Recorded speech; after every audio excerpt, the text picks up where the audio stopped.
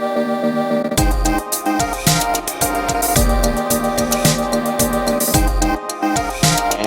we're back, Valiant Warriors. We have a very special episode for you.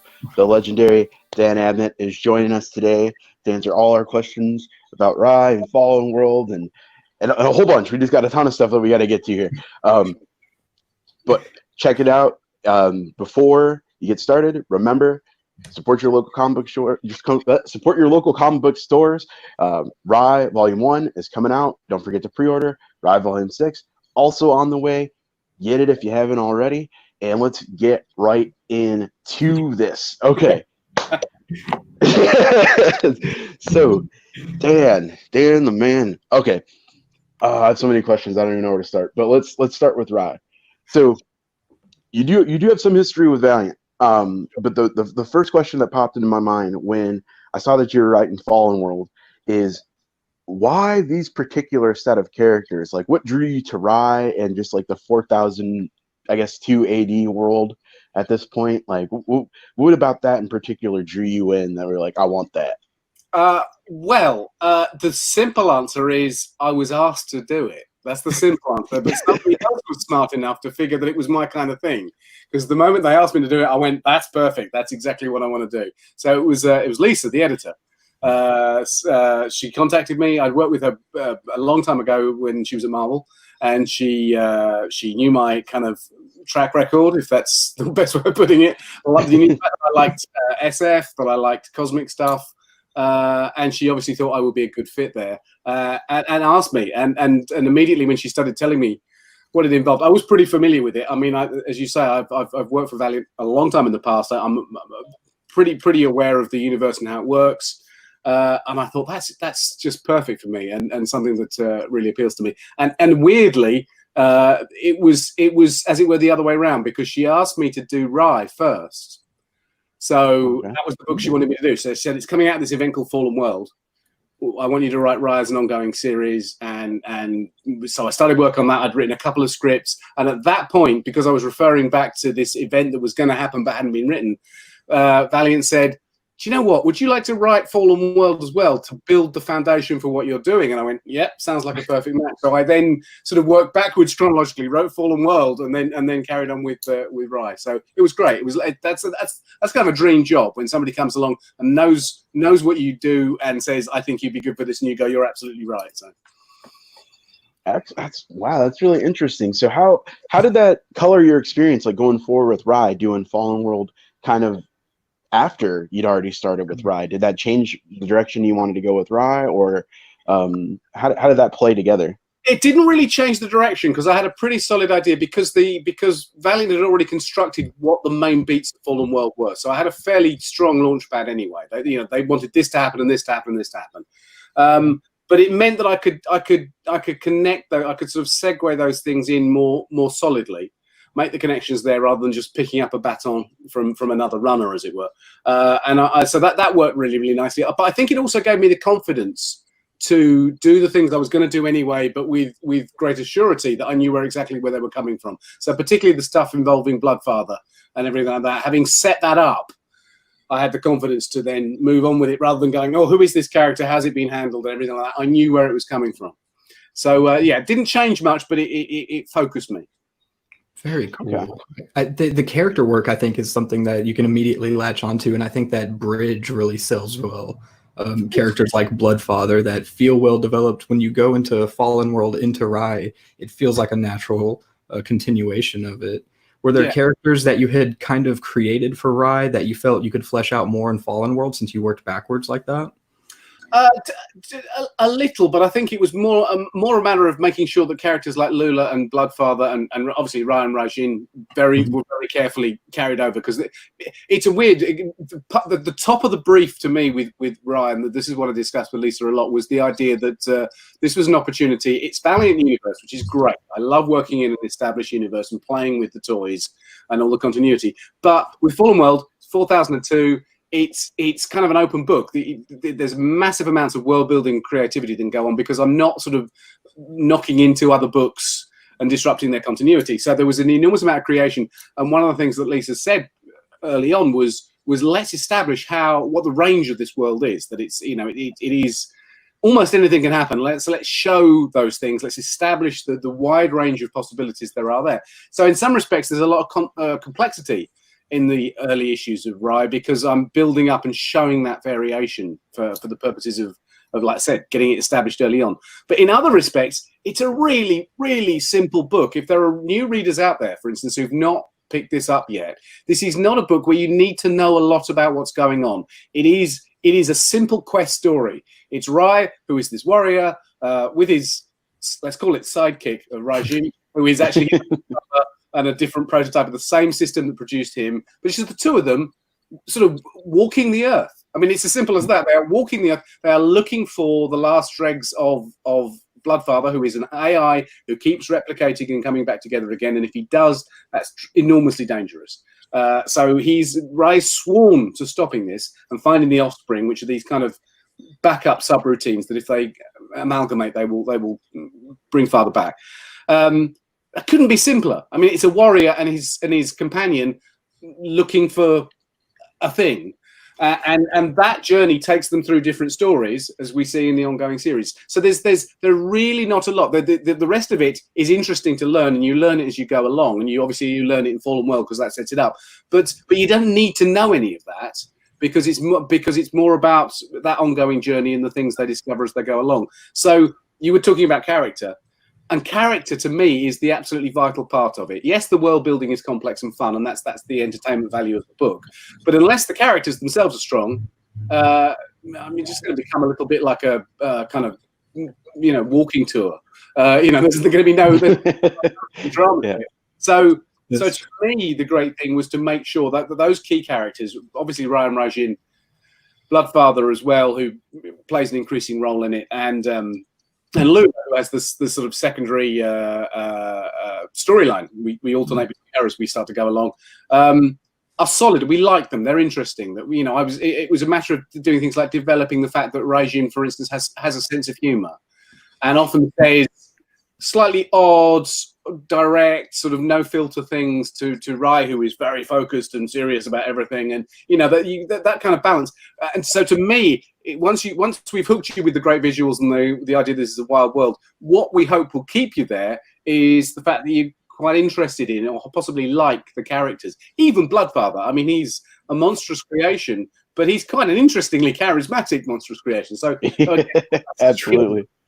Keeping that sort of simple. That's one of the things I like about it is that the complexity of everything builds as you go along and is great, but you don't need to know anything. It's not like picking up another book that's set right in the heart of an established comics universe where you need to know what happened in that story and this thing over here and what the history of that character is. Which is great. It's part of the fun of reading comics. Don't get me wrong. But this is really, you can pick up that first issue. You said August. It's coming out. We're collecting the first 5 issues in a trade, which you can pre-order now. And as you say, support comic book shops. Let's do that. Let's go out there and make sure you place your order in. So you can read those 5 issues in trade form at the same time that issue 6. Let's also order that. Issue 6 comes out and after the hiatus. And you can just go straight into that. And now if you want to go and read Fallen World as well, that's fantastic. And indeed, go back and read the previous runs on Rye, which are collected in trade form, because they're great too. I was looking at those. But you don't need to know anything. And to me, that's the mark of an engaging comic book where what's happening right now is the bit that matters. And you're not sitting there going, who's this? Why is this happening? So that's kind of my focus. Let's make these interesting people. I can dig that. That's definitely one of the things I think that draws a lot of people into Valiant is the accessibility factor. So that's something that is really important to keep when you're developing a new, just a new direction for a whole branch of books. Yeah. One thing that you mentioned that I was actually curious about. So when you were writing Bloodfather, was it a situation where people that are going into it kind of have a preconceived notion of who Bloodshot is? So was it like one of those things where you're like, well, I'm not sure if this is going to land, or were you confident in how well he was written that you're like, I can take a former, because it's really not Bloodshot, but you can take a hero and make him a villain and it doesn't turn into like people are mad about Parallax kind of situation. I think that is always going to be a danger. If you've got a character that is is very popular and a great character. Bloodshot's a great character. There's always going to be the danger that people go, I don't like what you've done with him. I don't like that. Oh, that's not right. I think with this, it's in keeping with everything. Any time a story is set, as it were, in the future of an established universe, I think there's almost a responsibility to try and do something different.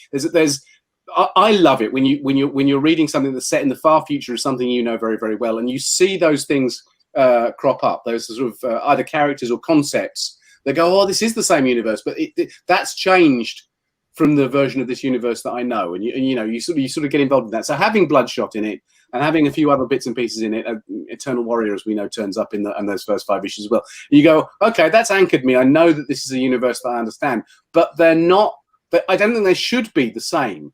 Because them not being the same shows a passage of time, shows the fact that these things evolve. And Bloodshot, because of the very nature of what he is, this sort of nanotechnology being, is ripe for transformation. It's absolutely right. An enormously powerful AI could take that over and transform it and make something else out of it. And I think that's really interesting. And without giving you spoilers, issue 6 begins a new arc where I'm going to go further with that, and we're going to start to look more at what that is and uncover other things about it, which I hope will be really, really interesting. I hope it will be interesting. So yeah, I had confidence. I couldn't imagine readers going, "Oh, this is awful," and throwing it away because they didn't like it. But I did hope they would be intrigued, and I did hope they would be pleased that they could see that kind of connective tissue with the present day Valiant universe. Very cool. And I love Bloodfather, is super cool character, but I kept finding myself being drawn to Lula.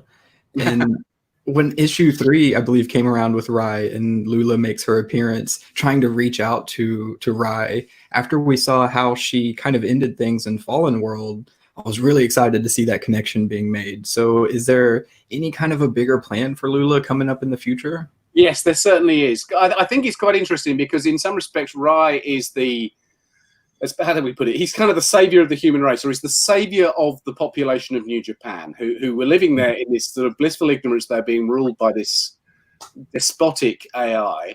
And Rai steps up and he confronts his father, and he literally brings everything crashing down. So he saves everybody from this fate that they don't really realize they're suffering.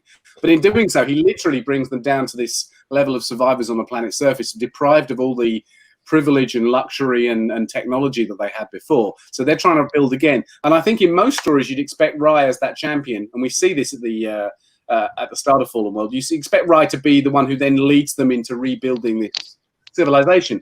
And sort of true to that sort of warrior nature of his, he goes, well, I don't think I'm going to be very good at that, and I don't think that's my responsibility. There are other people who could do that better, or other people who could do that full stop.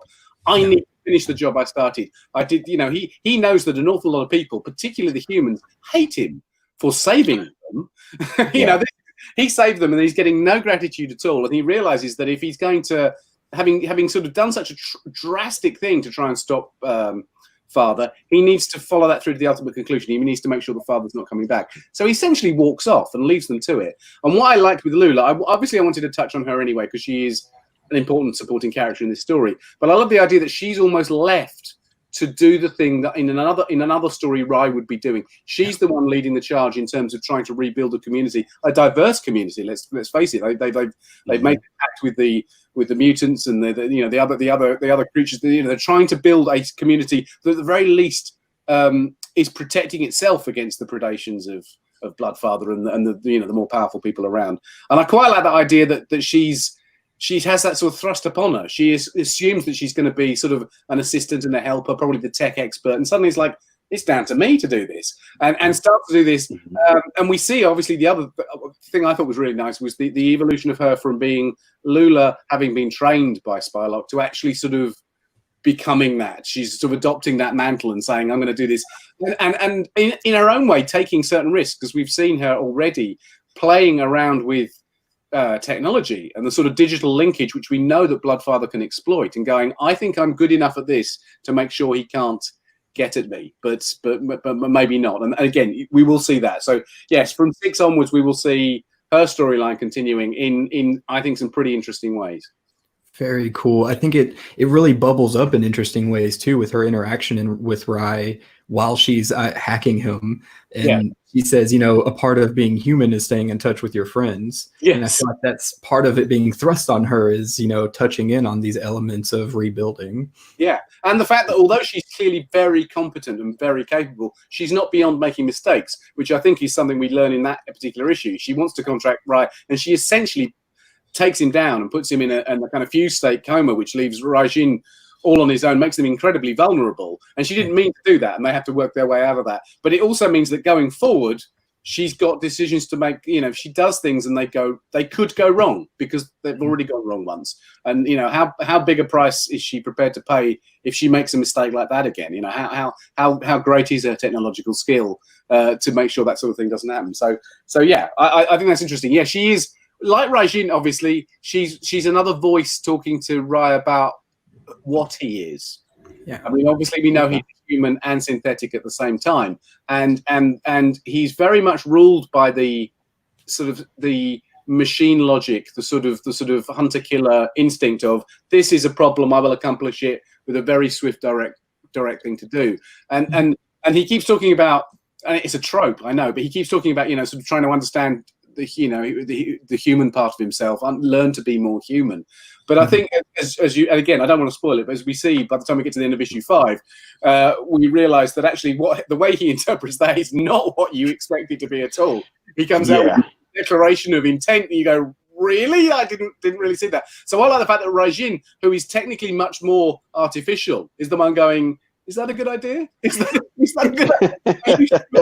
Isn't there time to think about this on the kind of human level? Rai's MOs tends to be, you know, if an individual or even a small community suffers because of what I'm doing, that's okay because there's a bigger picture and the bigger price is important. And Raijin is going, yeah, but can't we along the way help them as well? You know, do they have to be sacrificed for the greater good? And that's a thing that's going to build. And I think that's an interesting lesson, that it doesn't have to be necessarily binary. It doesn't have to be this must be sacrificed in order for this bigger thing to be achieved. That maybe you can accomplish both of those things. So that's actually a really good point I wanted to touch on too. With Rai and the way he approaches adapting to his, you know, I guess flowering humanity, however you want to put it, it's almost ironically pushing him in the other way, where he's like cold and calculating. So he's almost more machine-like than he was before. So was that something that you just wanting to play with that dynamic? Did that kind of just grow organically as you were writing it, or was that something that you went into it like, this hasn't really been touched on yet, so this is something that I want to tackle? It was something that occurred to me early on, but I did find, you're right, it did grow organically. The more I wrote it, the more I went, it's sort of writing itself where his character and personality is going, which is great. When you see that happening, from a writer's point of view, when you see that happening, you kind of run with it. And I thought that was really interesting, is that, you know, he sort of, essentially from the beginning of Rai, he's saying, the series, he's saying, you know, I want to be human. I want to stop being a warrior. I want to stop doing all these things. I want to rest and learn what it is to be human, because I've been the machine warrior for such a long time. But he realizes, as it were, he's got that one last job to finish, and he realizes the machine warrior is the bit that can do that best and most efficiently. So you're right. In order to make his way towards being human, he's kind of put the human bit on hold and gone full on sort of android warrior, synthetic warrior, in order to get the job done. And that does make him appear to be extremely cold. I hope he's still quite sympathetic. I know there's a danger that he wouldn't be. And I think Raijin is the important balancing factor there to show you that Rai is not sort of irredeemable. But if he was on his own, I think you'd be going, my God, he's just a stone killer doing these. And I think it's interesting, of course, that he's effectively hunting for Bloodshot. I mean, he's not Bloodshot anymore, but he's effectively hunting for Bloodshot. And I always think there is this mysterious entangled family relationship, even in the iconography of those two characters. You know, one is like, it almost seems to be a futuristic extrapolation of the other.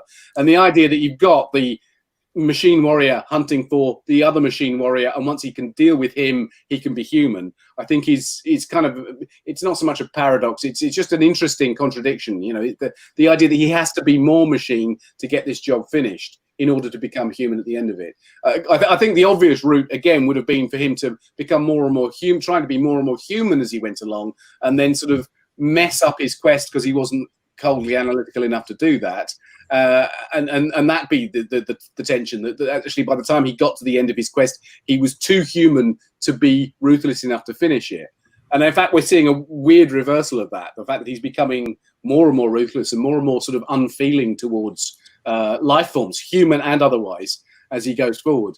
Again, that's something that from issue 6 on we're going to smack us in the face. That's super cool because I mean, you're right. You hook into this story with a pretty simple premise of these two people walking out into the world trying to find these remnants of father, but ultimately what you're attached to is the struggle for humanity from Rai and how you see that perception of humanity from all the different characters. Is that importance of what vision of humanity they impart on Rai something that you look at when bringing new characters into the fold? Very much so, yeah, I think so. And I think it's that idea that if you are literally a human, or you have if you are an artificial, positronic human who is absolutely human in every other respect than that they were created artificially, that you think and feel as a human, and that is all that matters. And therefore that's what, Rai is essentially human from the get-go because of the way he's been constructed to absolutely perfectly replicate what a human being is. And I think that's going to matter more and more and more. And again, I keep saying I don't want to spoil it, but in issue 6 onwards, there is a character that we introduce who really begins to show that positioning of in relation to Rai, somebody who is sort of been sort of scarred by technology and wants to sort of embrace their humanity again, and has sort of lost sight of it and feels almost like they've been victimized by Rai. So I think that's a very important thing to do. If Rai stopped at the beginning of issue 1 and went, do you know what, I am human, I shouldn't worry about it, let's go and I'll get the job done. But I think he's almost overthinking it. And I think in some respects Raijin is sort of slightly jealous because Raijin has already accomplished it. He's already got a kind of nuanced personality, but he can't grow and evolve in the way that Raijin goes. He's sort of a little boy who can never grow up, literally. His mind is, so he's almost that conscience figure walking at his side going, like I said, is that a good idea? Should we be doing that? Could we not stop and do that? And I like I sort of like the understated way they play off each other sometimes, even in that first issue where rather than introducing Rai in the most sort of splashy way of him leaping into action with his sword, the first we see of him is they've stopped and he's repairing the car and he's got the hood up and we don't even see him properly. He's behind the hood, and he's left Raijin to do the confrontation with the bandits who've turned up, and then sort of almost wearily he finally appears and goes, oh, I suppose I'll have to deal with it. I think that's very human, right? If he was able to see himself doing that, you go, that's a very human, big brothery thing to do. Oh, all right, okay, then, but he doesn't recognize that in himself yet. I think he doesn't trust himself. But I think that's because of what he's been for such a long time. He doesn't realize that being human is just being himself. He thinks it's kind of another quest he's got to go on in order to find his human self. It's there all along. It's right there in everything he does. He just isn't recognizing it. That's so it's beautiful almost, because there's this push and pull that you're seeing in every issue with him understanding humanity and how it relates to his own self. Yeah. And I feel like even after, if we did 2-3 dozen of these issues, you could still look at that fundamental push and pull and say, that's humanity. And I think so. Yeah, I think so. And I think that in another typically human trait of it is the idea that you were just saying there, that the idea that he's become more machine in order to accomplish his quest. We in those first 5 issues, we established that he's done that because it's the best way of doing it. But in some respects, it's making him hate machines and machine life more than ever before. So he's almost becoming what he hates in order to accomplish his task. And I think that's almost sort of, that's a contradiction. There's almost hypocrisy, which is a typically human thing to hold two completely conflicting ideas in your head and not have a problem with that at all. And again, he's making a very logical decision, so a very Spock-like, I will do this, when it's done I can do this instead. And you're going, no, you're already being human because you're doing something that sort of doesn't make sense. Absolutely, yeah. Oh, that's phenomenal. So one thing I did want to ask too is about Rai and being on his journey. since Fallen World started, you've been very on point with like who you're introducing as like some of the supporting cast. In introducing like the Geomancer and the Eternal Warrior, because they're very human. Yes. You know, so they're a huge contrast to like Rai and Raijin. Is that something that was kind of intentional, or was it more like, well, these are just like, I just want to play with these toys, or like how did they get involved as being like really big central characters, and how well, I guess like looking forward, like what should you be looking for as far as them being involved in Rai? Yeah, well, I think if nothing else, in a very talking about human characteristics of holding more than one opposing view at the same time, it was for all of those reasons. As me as writer, I was going, they're cool characters, I want to use them, but also very interesting. And also, I was thinking, you know, as with Bloodshot, I was saying I wanted to use as quickly as possible some established Valiant elements, so that it was absolutely clear we were in the Valiant universe. And you're thinking, well, who is literally immortal and could still be around? It's Gilad, obviously it is. So he's the person we should meet. And the Geomancer and the thriving or the return to the thriving life of the Earth is an important theme. So that makes sense as well. So yes, of course, it would be obvious that they would encounter them.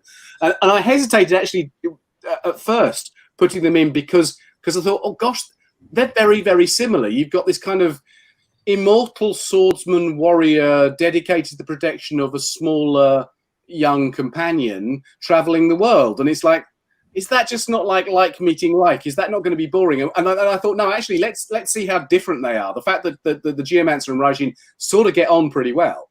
They don't know each other. They sort of get on very well, and they kind of collaborate. But Gilad, who has literally lived for thousands of years, and he's incredibly focused and dedicated, like Rai, but nevertheless he's going, you know, calm down, Rai. Just calm down. You're too intense, and that's coming from a man who has spent thousands of years being intense. But he spent those years knowing how to level that intensity out, so that he still cares. He cares, and things matter, and even the small things matter, because he knows that cumulatively over thousands of years, if he hadn't bothered about the small things, none of the big things would have mattered anyway. And he's trying to impart that to Ryan, and that obviously leads to that encounter in issues 4 and 5, and particularly that kind of payoff of that scene where he accuses Rai of essentially using Raijin as an instrument, as a weapon to on his quest. You know, he's not treating him like a person or a brother or showing any kind of emotional connection to him at all. He's just sort of a tool to be used to do this with.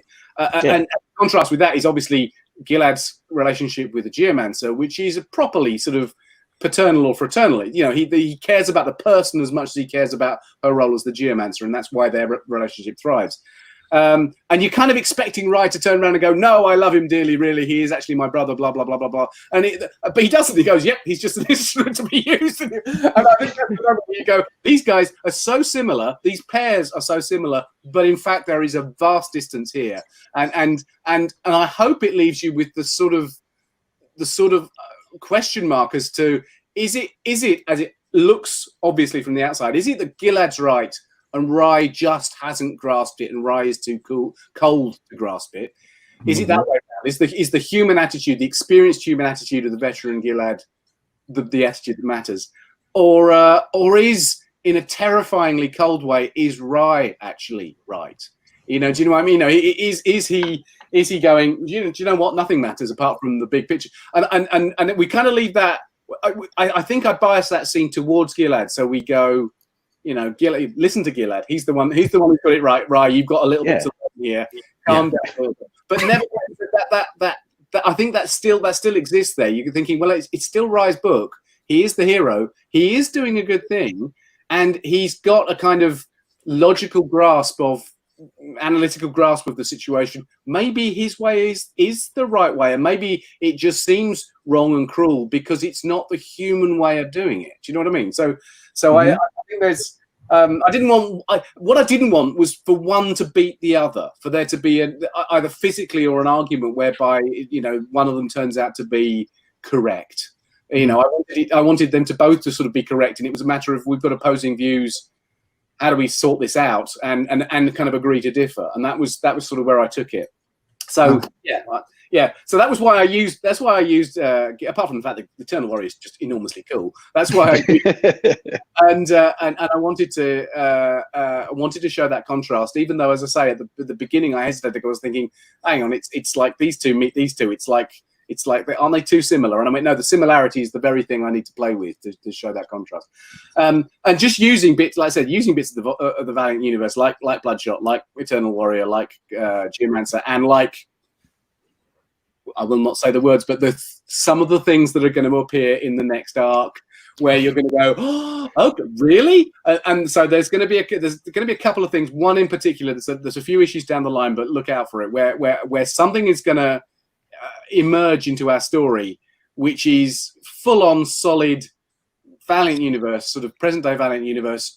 But you, even though I've told you this, you will not see it coming. When it arrives, you're going to go, what? The last thing you expected. So, and again, to me, that both makes the future Valiant universe that we're playing with distinct, but it also makes it quite clearly the future of a universe we know, which is, to me, a very important thing to do. That's Excellent. Cool. We're going to be messaging each other real quick as soon as that issue comes out.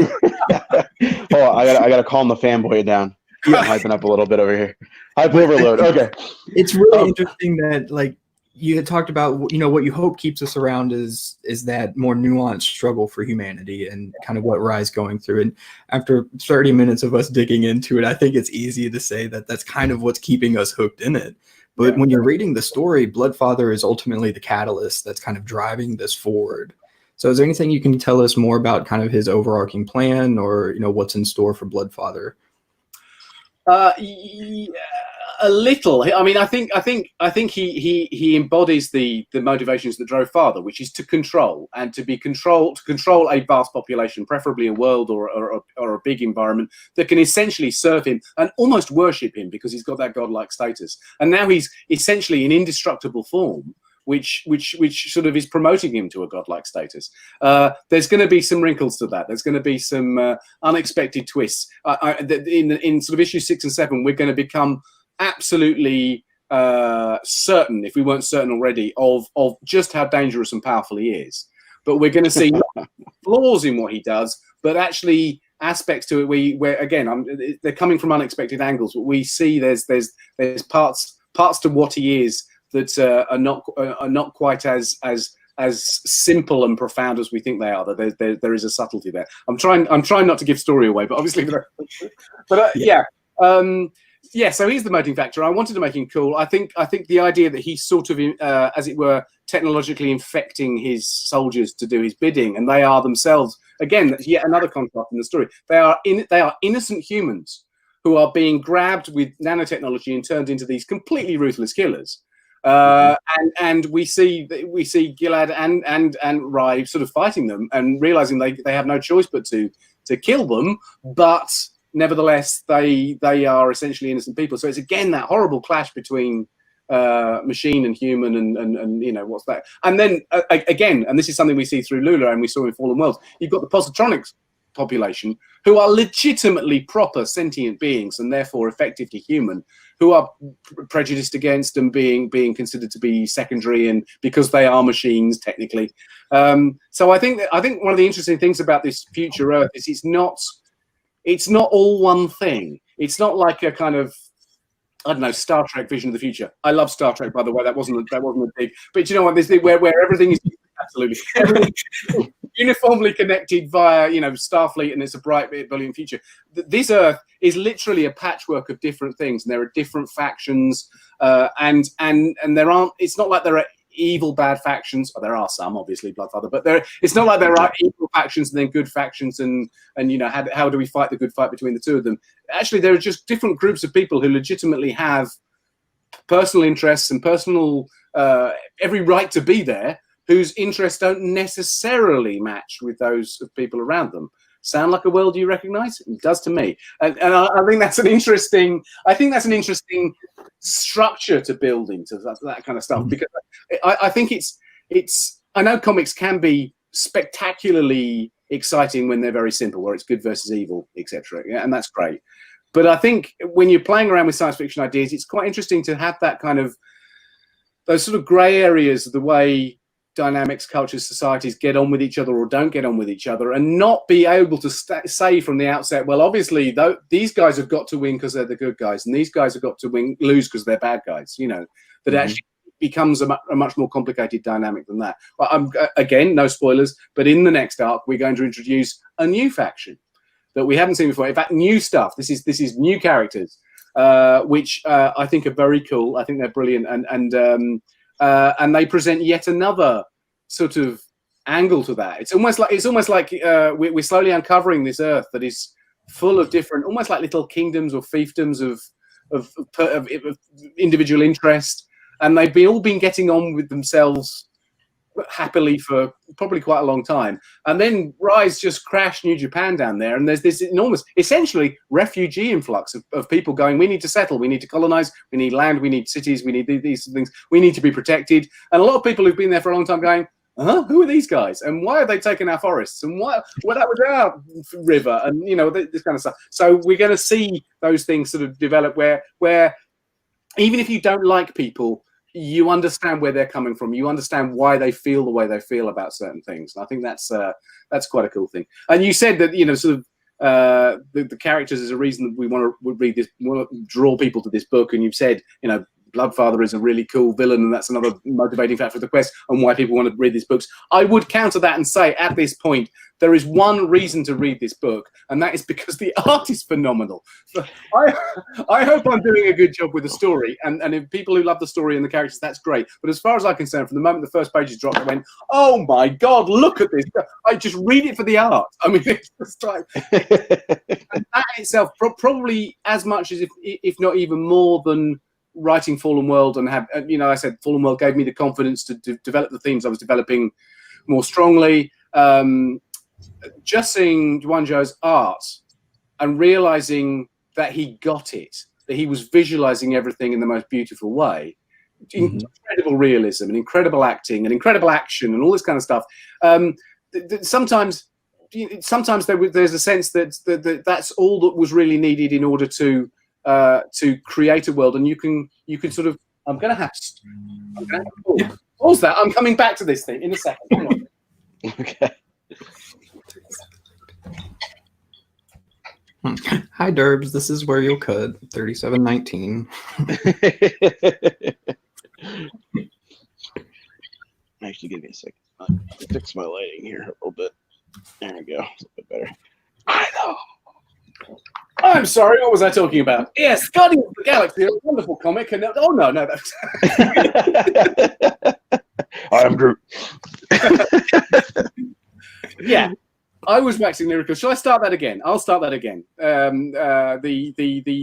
me, the biggest draw of the comic is the art. You know, whatever else you like about it, the art is a fantastic thing, and it just allowed me to. When you're world building, you're creating new stuff, and you kind of don't know how it's going to look, and you know that you're working with a professional artist who's going to be great no matter what. But is it going to be just great, or is it going to be great in the way that you hope it's going to be, that will make people look at it? You know, sort of. It's a very difficult thing to say, because again, it sounds like I'm dissing other artists, and I'm not. But when I saw Juan Zhou's art, I realized that he was completely invested in the world. And he was visualizing in this incredibly sort of immaculately detailed way. And it meant that I also then had the confidence to not just to do the big explosive things, you know, stampeding dinosaurs and huge sword fights and all the other cool stuff, but actually that it was so realistic. It felt so realistic. I could do the quieter things as well, and it wouldn't become boring. So I could have a conversation for a couple of pages in the middle of a. I think in issue 6 there's a lovely storm, and there's forests and that kind of stuff, and people will draw that beautifully. But it could end up being a kind of a slow patch in the story where you go, it's just people talking. Do you know what I mean? No matter how good the dialogue is, but knowing how beautifully he draws it, you go, no, we can afford to have that conversation because he will make it look great. We will believe that there are two people having an important conversation, and we will live it. So it's. Artists being superb at artists are always superb at doing the big stuff, you know, the spectacular spaceship, the enormous fight, the amazing stuff, the amazing choreography of a battle or whatever like that. And sometimes the quieter stuff, like a conversation or a simple sequence, is less appealing, and therefore it doesn't feel as vivid. And in order to make a world like this feel real, everything needs to be vivid. The quiet stuff needs to be as vivid as the big stuff. Do you see what I mean? And I think that's the thing that just kind of astonished me when I started to see the pages. I was, because we're working quite a way ahead. It was delicious because we had like month turnaround to get this stuff done and get loads of issues in the drawer. So I think we're up to about issue 9 in the drawer as well. So we're really doing well. And I'd written a couple of scripts at least, if not 3 issues, by the time I first saw the art and realized what I was working towards. And it was this. I just thought it was extraordinary. I mean, he's an incredibly talented artist, but it was the way he did that. I think a really good example is the second issue, the one with the sort of smart home where the it's been there for forever and it's run by the woman who just wants to make them breakfast and give them a cup of coffee. There would be a real danger in something that was essentially as quiet and literally domestic as that it would be a dull episode. Sitting around. There is a kind of Stepford Wives threat to that. There's a background menace that's there, but you don't want to make that menace obvious by having a sort of attacking them with an axe from page 2. You want it to be really subdued and apparently normal. The abnormality is the fact that you've got a samurai warrior and his robot sidekick have turned up at this house that's apparently miraculously preserved in the middle of an apocalyptic wilderness. And then the housewife opens the door and says, "Do you want some breakfast? Come in." And you go, that's the weird part. The ordinariness of it is the weird part. But and he sells that ordinariness so well that I think after a few pages of that, you're going, I need to get out of this house now. Without doing anything obviously showy and big to telegraph that it is a bad situation they're getting themselves, or at least an odd situation they're getting themselves into. So yeah, that to me is the reason you read the book, is the art. The story's okay. But.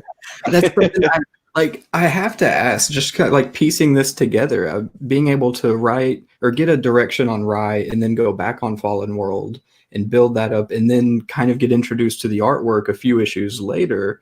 How was that on your end? And did you have to do any rewrites to kind of cater towards this artist and flesh things out in a different direction? I didn't. I thankfully didn't have to do much, although I would have happily rewritten all sorts of different things to make it work better. If the art had come in with a particular style that didn't suit something I was doing, but suited a different approach, I would have done that too. But yeah, that first issue came in and I realized that everything that I hoped would be good was in fact extraordinary. And that's a kind of big shot in the arm when you go forward and go, okay, we can really move with this. So the second issue then, but it did give me the confidence moving forward to go, do you know what? I'm gonna do this because now I know that Juanjo can handle that and he's going to do an extraordinary job.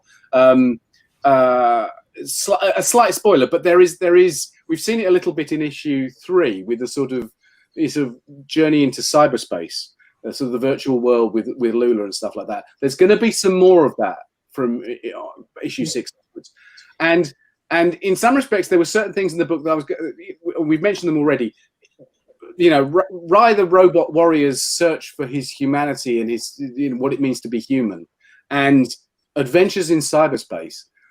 Boy, are they cliches. Those two things are huge cliches. The sort of thing where you go, I've seen that done so many times. Is it really worth going back to those sorts of things? So the only reason I embarked upon them was because I thought, do you know what? I think Rye's artificial being searching for his humanity, that will play out, as we talked earlier, will play out in a rather different way. So therefore, it's worth doing. It's not a cliche. It's a trope, and we're going to explore it in a different way. And similarly, Spylock diving into cyberspace, virtual reality, hey, which sounds so 90s now. Do you know what I mean? It's like I'm thinking that's not going to work really, but I needed to use it in issue 3, and then I saw what Juanjo was capable of doing with that, and oh my word, wait till you see the next part of that. And I went, wait a minute, this isn't going to seem like a stale trope that we're revisiting. There's some really cool stuff we can play around with now, and that's again, so that gave me the confidence to do that. Okay, that leads me to my next question then, because as you mentioned, you're balancing, you're juggling a lot of hats. This is something I mentioned in some of the reviews that I've done on the issues as they've been coming out. I mean, you have like a Kung Fu The Legend Continues kind of element going with like the road trip with the Samurai Warriors, and then like Mad Max, and like I could literally just name off like a gajillion IPs that it's like. So when you have such a smooth relationship with the artist like you have with Juan Jose Rip, how does that help you balance? Is it like, okay, well, now I'm confident to do whatever, or is it like we can do so much, like I don't know, like I gotta streamline it? Like how do you balance that out? Because it's very rare that you see a book that has so many different elements handled so well. Well, thank you. First of all, I don't know. It's sort of it really is just it's sort of the story is driving itself in as much as it feels strong to me, and I want to go where it's going, and I want to I have beats measured out about the big events that I'm aiming for, and that's mapped out in advance. And I think the fact that you're right, there is quite deliberately a lot of what we might see as cliches or tropes there. You said yes, there's a hint of Mad Max, there's a hint of Matrix, there's a hint of every cyberspace novel and sort of cyberpunk thing you've ever seen. There's kind of there's the warrior, sort of the warrior in the warrior quest, which goes back to almost all of those sort of baby cat on the river Styx and all that. There's every possible different sort of thing is there, and I didn't want to do any single one of those, as it were, straight. I didn't want to go, yeah, this is it. We're just simply sticking some Mad Max in here. It's like, how can I do that with a twist? Because I think if you deliberately line up all those different tropes for a start, your book does not then become one trope. It does not become one. This is not just a futuristic Yojimbo. This is a lot of things all at once. But also it gives almost invisibly, I hope anyway, it gives the reader kind of lots of reassuring handholds. There are lots of reassuring things as they go along going, hey, I get post-apocalypse, I get cyberpunk, I know what virtual reality is, Lone Wolf and Cub, I understand that. Do you know what I mean? They're not quite exactly that, but they are familiar enough for you to feel confident moving forward as a reader that you know roughly where these sorts of things should go. And then when they don't, it's fun.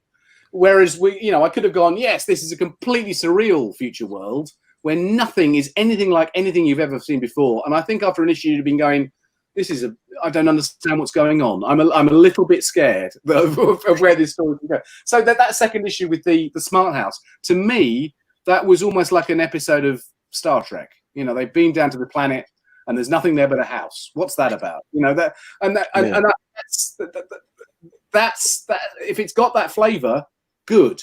You know what I mean? Good. I'm glad it has, because I think it makes the reader go, oh god, oh yeah, this is going to be one of those stories. Oh no, it's not. I think that's kind of a fun thing to do. So yes, I have got the scope now of going, we could do anything.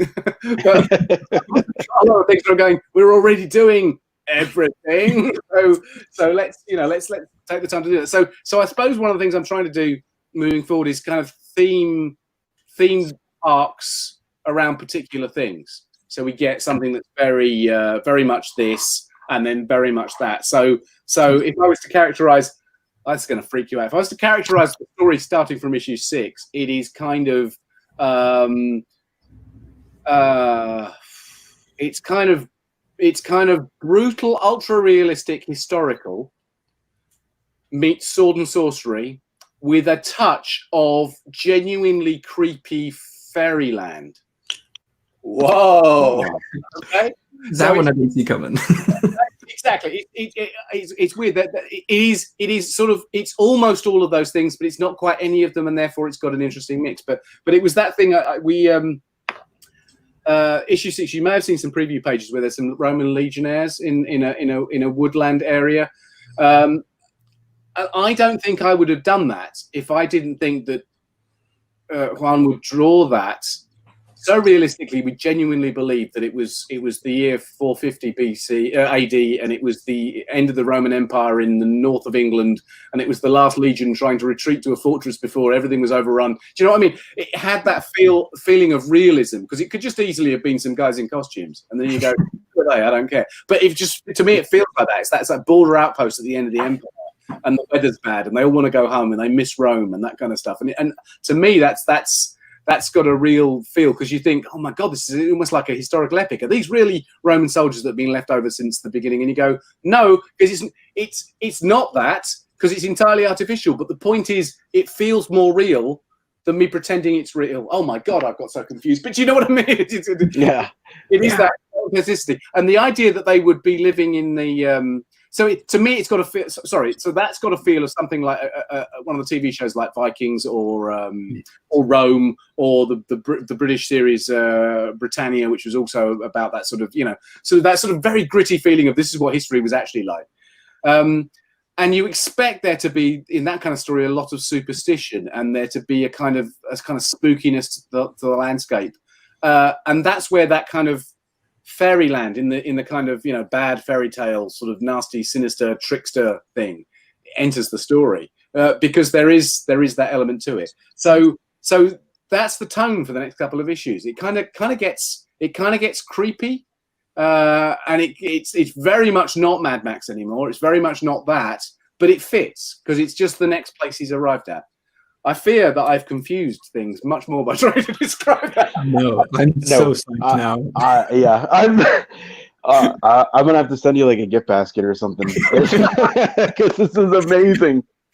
I'm so excited. Okay, all right. How do I? Okay, let me think. Because I don't want to try to pluck spoilers. I have a bad habit of doing that. But okay, characters that we've seen. Let's go with that. So characters that we've seen that we can look forward to maybe in the future. One in particular I wanted to ask you about was including War Mother in Fallen World, and because she's kind of, I don't want to say obscure, but she's not like like the EXO and Bloodshot type where they're editorials like they gotta be in there kind of situation. So like, what went into your decision to include her in, say, like Fallen World, and then what could we expect to see with her character going forward in Rye? Okay, well, a number of things there. I'll try not to drop spoilers and stuff like that. There are so many characters, and she's one of them that I think would fit into this story really, really well, because they're just interesting and they're part of this landscape that we've got in the future. I was really pleased to be able to use her in Fallen World, and I intend to use her now in Rye.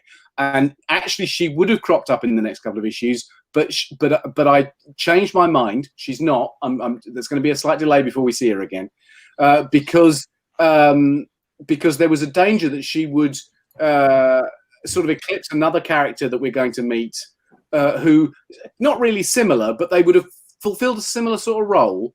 And I didn't want that to happen. I didn't want that. So in the same way that I deliberately put Gitlad and Geomancer opposite Ryan Rajim because I wanted their similarity to be part of the story. We got to this bit and I was going, no, if I stick her in, it's going to be like, well, why aren't we just using her? Why are we using this other character as well? So I deliberately have sort of paused her return so that we can build this new character up a little bit and flesh it out and give it an interesting context. If I had my way, we'd be publishing 47 issues a month, and it would be covering every different aspect, and we have all the characters that we could possibly have. But yeah, she's high on my list. I think she's very interesting, and again, she's another character whose motivation, and completely justified motivation for what she does and who she represents, is in conflict with other people. And you don't go, oh, she's a bad person. You go, I get what she's doing. It's just, it's going to end in tears when she meets this person, because they both sort of want different things. But yeah, she's cool. She's a very cool character. Super cool. And I think we could pick your brain about this story for days, just because of how much nuance is in it. I mean, it's true. Like, just more questions. But to get to the process of it, it sounds like you've got a lot of freedom at Valiant, which is really cool to hear, because you've probably been around in the industry, so you know kind of how these companies operate. I wanted to see if you could touch on the process with working with Valiant and developing these stories as opposed to some of the others. Well, first of all, right from the word go, Lisa and the editorial team have been incredibly positive. Asking me to do it and saying, you've got complete free reign here and here and here and here. There's a world to be built. And then occasionally making requests. Can we specifically do this? Can we make the structure of Fallen World work like this so we end up with this?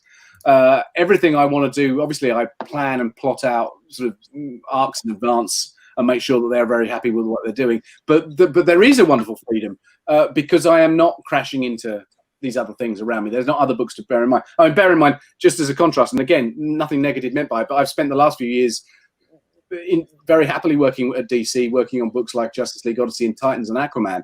And every single issue of those had to go through a complex approval process because the things I did could affect, and often did affect, the other books that were happening alongside it, and vice versa. When I was on Titans, in fact, there was an almost disastrous debacle where something had happened in another book and editorially it hadn't been shared properly, and it was like Titans and several other books almost went, oh my god, what do we do with our stories now? We found a workaround because we all work. It's a kind of a team spirit, but you need that close connection, and just a small thing in one book can have a massive effect in another thing when they're all running side by side. With this, I'm not running side by side with anything, and so therefore I think the Valiant team are sort of almost sort of daring me to come up with radical things to do. It's like, what can you do next? What's going to shock you next? And that's great because there is that enormous freedom. It's almost like being on a creator-owned book because you can do that, set that world up for yourself. And I think that's why I'm sort of very conscious of the fact that I need to make sure it's still very visibly the Valiant universe, that I can't invent wildly, and that's why I want to bring these things through. But they've been very great. I can't think of anything. I would imagine my freedom would be less if I was doing a contemporary Valiant book, quite clearly, because the things that happened in it would then affect the books around it directly. If I did, for instance, to Bloodshot, in a contemporary Valiant book, what I've done to him in Rye, people would be ringing me up and saying, I don't think you can do that. That's absolutely fine. But you expect that. That is the process. When you're working in a essentially a shared universe, that you need to play by the rules. You need to put the toys back where you got them from. Otherwise, the company will complain and the other creators will complain. So I know I'm lucky in that respect. That there are things that I can do that I can't do elsewhere. But they have been supportive. I'm trying to think now if there's anything significant that I have done so far on Rye where they've gone, oh, don't do that. And I don't think there is. It's cool. I think it's more a case of that I've gone, should I do that? And they went, oh yeah. In fact, do a bit more. So, and they've also been open to the actual storytelling ideas as well, which I think is really cool, because obviously we've seen Rye before and we've seen what he does before and we know what he's capable of. But I was struck when I was writing the first few issues, this idea that he would be so fast that we could barely see him moving, and it would appear that he was effortlessly affecting things around him. When in fact it was just the speed at which he was functioning. And rather than trying to do that in a kind of like the Flash or something where we're seeing speedy multiples, I said, could we not do that thing? And you've seen that in the first issue where he apparently, the enemy's charging towards him, and he just apparently walks into them, and they're like flying in all directions. And Rajin says to the bartender, he says he doesn't appear to be doing anything. He goes, it's because you can't see what he's doing. He looks as if he's just taking a stroll, but in fact, ultra fast, he's doing all these amazing things and dealing with them all. And I thought that would be something. They went, oh no, don't do that. We haven't seen that before. We've seen him function in a different way before. But they went, no, that's so cool. Let's do that. And then in issue 6, again, this was one actually. There's something fairly similar happens. There's a fight scene, and he found a different way of visualizing the sheer speed and accuracy with which Rye moves, and he does it so effectively that when the pages came in, I went, oh my god, that's brilliant. That's that's fantastic, and that's also really cool because it's great to set your hero up as being incredibly capable, so that when the wheels come off, it's even a bigger shock. You know what I mean? When he comes up against something that is resistant to what we've established as being incredibly powerful, it's a much more impressive when you realize there is a bad guy who can sort of stop him in his tracks. So yeah, I honestly can't think of anything. and more often than not, it was more a case of little suggestions like Lisa said to me, let's make the first couple of 2 or 3 issues of the series self-contained, essentially, individual stories. So we establish different parts of the universe as quickly as possible. We show the range of the world, even though there's a progressive story going on behind that, a meta story of his quest. Let's do individual things. She wanted to see Lula back, and I was very happy to do that. I've mentioned that we're going to meet some Roman legionnaires from issue 6 onwards, and she had remembered that it had been established there is a kind of Roman level to New Japan, where there was a kind of Roman arena type thing, in the same way that dinosaurs were built for entertainment purposes. And she went, that would be really cool to see that. And I went, yes, it would. And it immediately in my mind put that story, it framed that story up, because it was something that I then wanted to do. So they're great. They're great at sort of giving suggestions and instructions and sort of and encouraging those things to go to their natural conclusions, really, I suppose, to really get the most of it out of the story. Yeah. Excellent. Okay. So one. All right. Well, we could hold you here all day, but I think one last question I really wanted to ask is, so some of our viewers might not be aware, but back in like the OG Valiant days, you had a pretty significant run on Ninjak. Yes. In like 1993, 94, 95-ish. So how has it been being back at Valiant this time as opposed to like in sort of the early days? I suppose in many respects, it's a different company, but it's still the same universe. Those core values have not gone away, and I think that's the important thing. I think, in fact, I'm kind of impressed that they have been preserved so brilliantly, because the Valiant universe is a younger universe. There will be always that danger that it hasn't got the same sort of sense of stewardship, that it's being preserved because it's cool the way it is, in the same way you get with, I don't know, Marvel or DC. This is Marvel universe, this is the DC universe, we look after it, these are the perpetual values of this universe, let's not do anything to shake up that status quo. With Valiant being a younger thing, there is always the danger that people go, oh no, we can do it better than this, let's shake it all up. And it doesn't. And what I've always loved about the Valiant universe, I love writing superhero stories, but what I've always loved about the Valiant universe is that it seems to me always more realistic. The things that happen in it have a greater. I know we've got extraordinary high tech, and we've got immortal beings, and the supernatural and all that. I know, but it's all done in a kind of. It reminds me much more of the sort of stuff that is being produced. It was almost like a British sensibility, a British approach to the supernatural and to science fiction, sort of things that I do in 2000 AD. It's although there are superheroes, it's less obviously big costume superheroes doing things. It's more about the applications of technology and social change and outsiders in the community and all sorts of things like that. And so I always think this is the best way of picturing it. It's a really way of doing it.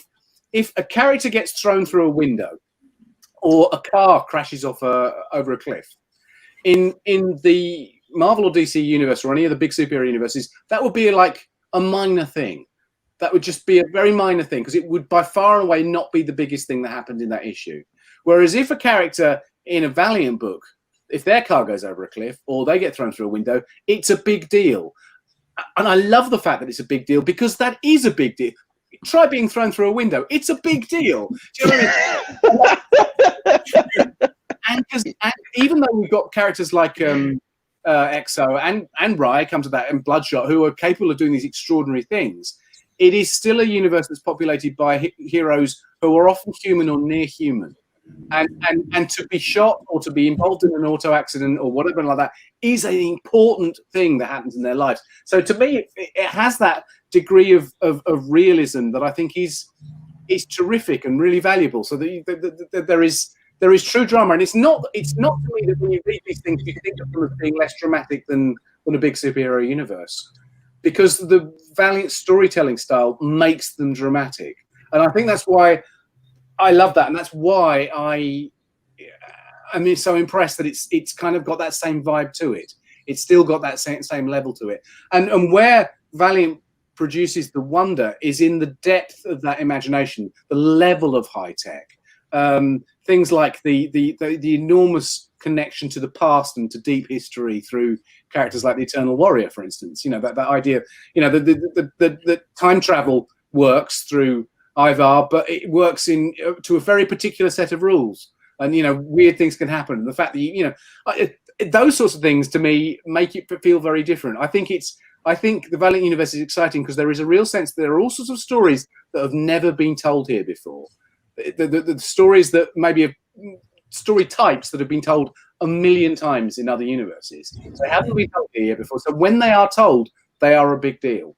And that there are types of stories that can only be told here, because they wouldn't fit, they wouldn't work, they would contradict the laws of another universe. And that, again, is the appeal. So it's not just like a different comic company setting up its own universe and sort of, you know, we've got all the same elements that everybody else has got, we just called them different things. Not like that at all. It's structured in a completely different way and therefore produces, I think, completely different stories. When you consider that the Bloodshot, for instance, and EXO are two of the most important, prominent characters in that universe. They would, I mean, unless you compare EXO to Iron Man, which I wouldn't necessarily, but in another universe, they would be interesting support characters. They would not be the big stars. You know, they would be you know, they would be the, I don't know, the Beta Ray Bills and the Punishers of a universe that had bigger heroes in it. But I love the fact that in this universe, these are some of the most important people. And you get to really feel their importance because in this world, they are supremely post-human. They are the most important people around just by the very dint of what they can do. And to me, that gives the universe an extraordinary feel. And it means that when you read a Valiant book, you're going, gosh, almost anything could happen now. And I think I will be surprised.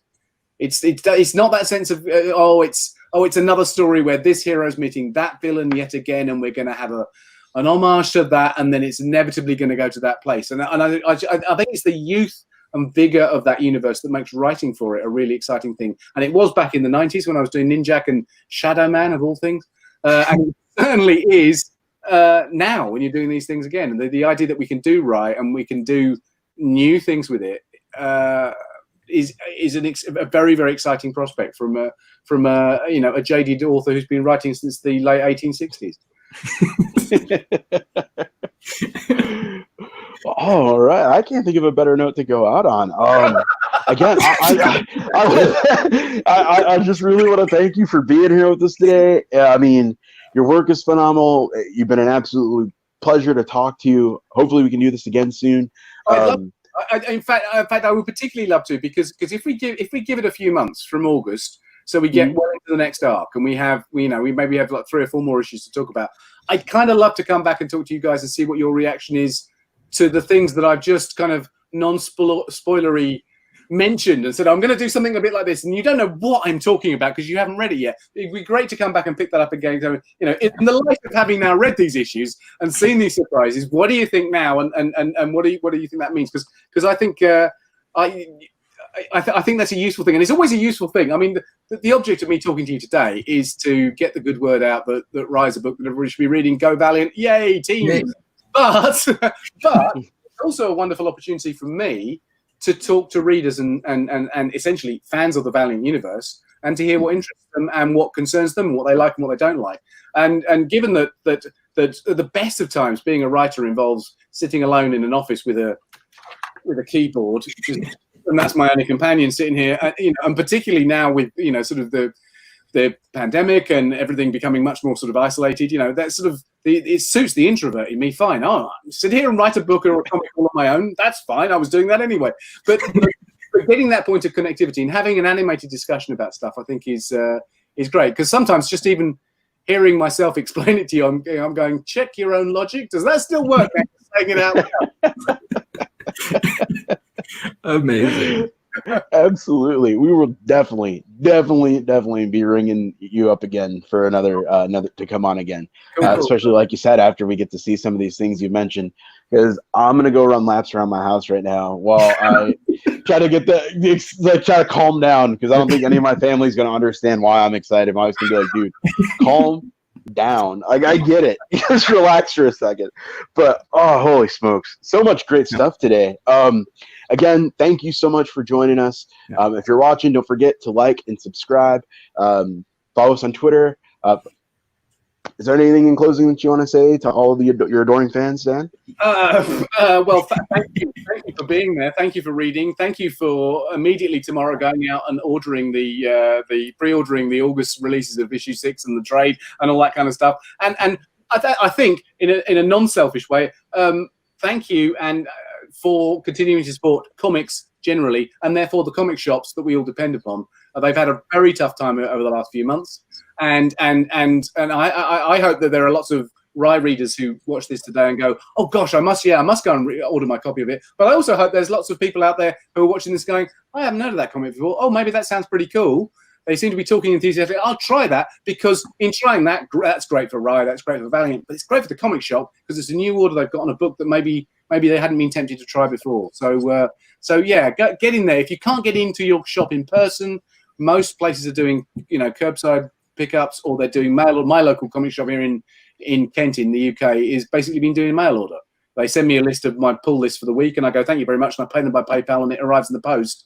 And then they send me a list of what else is going on, and you don't want anything else. And that's a great way of going, because the comics industry depends upon all those independent retailers who have been hit very, very hard indeed. And if we want to keep reading comics, that's what we've got to do. So that will be my message today.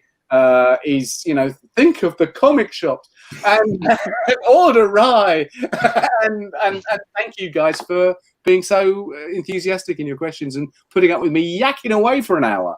It's amazing. It's Monday, and this is pretty much probably going to be the highlight of my week. Not gonna lie, I'm pretty excited. I'm gonna. Okay, so fanboying now. Okay, so thank you for joining us.